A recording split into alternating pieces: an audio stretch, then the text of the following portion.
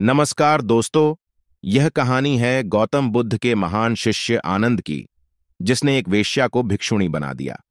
इस कहानी ने दुनिया भर के लाखों लोगों को प्रेरित किया है और सत्य के मार्ग पर चलने की शक्ति का निष्कर्ष निकाला है।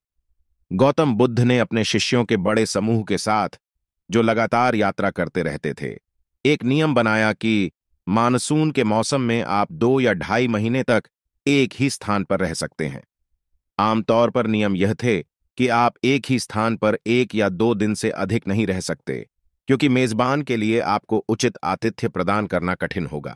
मानसून के मौसम के दौरान भिक्षुओं के लिए जंगल में यात्रा करना कठिन और बहुत खतरनाक था, इसलिए गौतम ने प्रत्येक को आश्रय खोजने और 2 या ढाई महीने तक वहां रहने की अनुमति दी। सभी भिक्षु एक बड़े नगर में ठहरे। एक दिन हर कोई भिक्षा लेने के लिए बाहर गया। आनंद भी भिक्षा लेने के लिए बाहर गया और एक वेश्या के घर में पहुंच गया। उसने आदरपूर्वक उसे भिक्षा दी और कहा, मैंने सुना है कि सभी भिक्षु आश्रय की तलाश में हैं। आप मेरे यहां क्यों नहीं रहते? आनंद, जो एक लंबे सीधे आदमी थे, सहमत हुए और कहा, मुझे कोई समस्या नहीं है, लेकिन पहले मुझे अपने गुरु से पूछना होगा। जब आनंद ने गौतम से पूछा, इस तरह एक महिला मुझे रुकने के लिए कह रही है, तो गौतम ने कहा, अगर वह आपको इतने प्यार से आमंत्रित कर रही है तो आपको रुकना ही चाहिए। हर कोई नाराज था। हर किसी को लगा कि यह आध्यात्मिक प्रक्रिया भ्रष्ट हो गई है। गौतम ने कहा, शांत हो जाओ। अगर एक साधु वेश्या के घर में रहता है तो इसमें क्या समस्या है? और फिर जारी रखा, मैं इस तरह से रहता हूं क्योंकि मुझे पता है कि यह जीने का सबसे शक्तिशाली तरीका है, और यदि आप कहते हैं कि उसके तरीके अधिक शक्तिशाली हैं तो मुझे भी इसमें शामिल होना चाहिए। मानसून शुरू हो गया। आनंद उस महिला के साथ जाकर रहने लगा। बाहर ठंड थी। भिक्षुक ने एक पतला कपड़ा पहना हुआ था, इसलिए उसने उसे एक अच्छा रेशमी आवरण दिया। उसने उसके लिए अच्छा खाना बनाया और शाम को उसने उसके लिए नृत्य भी किया। आनंद अपने पूरे ध्यान के साथ प्रदर्शन का आनंद ले रहा था। संगीत सुनकर गांव के सभी लोगों को लगा कि वह अब चला गया। चीजें चलती रहीं।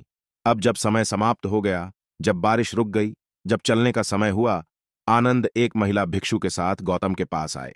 बुद्ध ने आनंद से कहा कि यही स्थिति हमारे मन की भी है। जीवन की परेशानियां उसे विक्षुब्ध कर जाती हैं, मत देती हैं। पर कोई यदि शांति और धीरज से उसे बैठा देखता है रहे, तो मन का मैल अपने आप नीचे बैठ जाता है और आप एक बार फिर साफ दिल से आगे बढ़ते हैं। बुद्ध और आनंद की यह कहानी हमें सिखाती है कि अगर हमारी इच्छा शक्ति मजबूत है तो हम किसी भी स्थिति के गुलाम नहीं बनते। यह बहुत मजेदार बात है कि खोट तो हमारे अपने दिल में होता है और शक हम दूसरों पर करते हैं। अपने दिल को साफ रखेंगे तो दुनिया भी हमें साफ नजर आएगी। किसी किताब को कभी उसके कवर से ना आंकिए। इस बात को समझ लें कि हम अगर पारदर्शी जीवन जिएं तो हमें किसी कवर की कभी जरूरत ही नहीं पड़ेगी। चाहे आप किसी भी रास्ते पर हों, सत्य का मार्ग सबसे शक्तिशाली है। सत्य एक महत्वपूर्ण गुण है और यह हमारे जीवन में मार्गदर्शन करने में मदद करता है। सत्य के पालन करने से हम अपने मानवीय और आध्यात्मिक मूल्यों के साथ अच्छे तरीके से आगे बढ़ सकते हैं। सत्य का पालन करने से हम अपने आप को और अपने आसपास के लोगों को सच्चाई और ईमानदारी के साथ जीने का मौका देते हैं। सत्य कभी भी हार नहीं मानता और यह हमें सही राह पर चलाने में मदद करता है, चाहे हम किसी भी परिस्थिति से गुजर रहे हों। सत्य का मार्ग अक्सर कठिनाइयों और चुनौतियों के साथ आता है, लेकिन यह हमें अपने मानवीय और आध्यात्मिक विकास में मदद करता है। सत्य के मार्ग पर चलने से हम खुद को सही और साहसी मानते हैं और अपने लक्ष्यों को हासिल करने के लिए प्रतिबद्ध रहते हैं। गौतम बुद्ध ने आनंद के महत्व को समझाते हुए कहा था, आत्मा का शांति से मिलना और संतुष्टि पाना ही आवागमन की असली प्राप्ति है। वह यह बताना चाहते थे कि सच्चा आनंद भलाई और संतुष्टि में समाहित होता है, न कि संभावित या अवास्तविक इच्छाओं की पूर्ति में। उनकी शिक्षाओं में आत्मा की शांति और संतुष्टि की महत्वपूर्ण भूमिका थी। गौतम बुद्ध ने आत्मा की शांति और संतोष को एक पूर्ण और खुश जीवन के महत्वपूर्ण घटकों के रूप में महत्वपूर्ण बताया। उन्होंने सिखाया कि वास्तविक खुशी बाहरी संपत्ति या इच्छाओं से नहीं आती है, बल्कि खुद के अंदर से आती है। गौतम बुद्ध की शिक्षाएं यह बताती हैं कि वास्तविक खुशी और संतोष को अपने अंदर खोजकर, दुख की प्रकृति को समझकर और धार्मिक और सचेत जीवन के मार्ग पर चलकर पाया जा सकता है। उनकी शिक्षाएं आज भी पूरी दुनिया में लोगों को अपने अंदर ही खुशी की खोज करने और एक अर्थपूर्ण जीवन जीने के लिए प्रेरित करती हैं। बुद्ध ने आनंद की पीठ पर हाथ रखते हुए भिक्षुओं को संबोधित किया। अगर खुद पर भरोसा है तो आपको कोई भ्रष्ट नहीं कर सकता, बल्कि अगर आपका चरित्र बलवान है तो आप भ्रष्ट को भी चरित्रवान बना सकते हैं। ऐसा कहते हुए बुद्ध ने वेश्या से भिक्षुक बनी महिला का स्वागत किया और सभी लोग आगे की यात्रा पर निकल पड़े।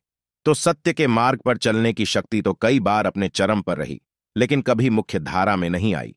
मैं देख रहा हूं कि आज हमारी संवाद करने की क्षमता के कारण, प्रौद्योगिकी के उपकरणों के कारण, मनुष्य की स्वाभाविक लालसा, सत्य को खोजने की सहज लालसा, यह कोई सिखाई गई बात नहीं है।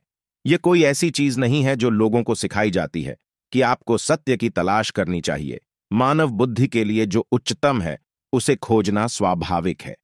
यदि आपको कोई विकल्प दिया जाए, किसी भी इंसान को या तो यहां निम्न या वहां उच्च होने का विकल्प दिया जाए, तो वह हमेशा कहेगा मैं वहां उच्च होना चाहता हूं।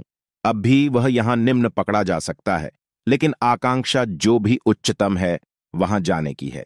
बात सिर्फ इतनी है कि हमें उसे यह दिखाना है कि नशे में रहने से भी बेहतर कुछ है, नशीली दवाओं से भी बेहतर कुछ है, सामाजिक नाटक में फंसने से भी कुछ बेहतर ऊंचाइयां हैं, किसी और से बेहतर होने से भी कुछ बेहतर ऊंचाइयां हैं। हमें बस उसे यह दिखाना है, हमें उसे समझाना है, इससे भी बेहतर कुछ है। सदैव से अनेक ऋषि मुनि, संत, योगी, गुरु यही करते आए हैं। लेकिन जैसा कि मैंने कहा, वे सज्जन लोग थे। उनके पास मेरी तरह आवाज नहीं थी, उनके पास माइक्रोफोन नहीं था, उनके पास ऐसे उपकरण नहीं थे जिनसे वे वहां दूर किसी से बात कर सकें। वे केवल यहां के लोगों से ही बात कर सकते थे। इसके बावजूद उन्होंने जबरदस्त काम किया।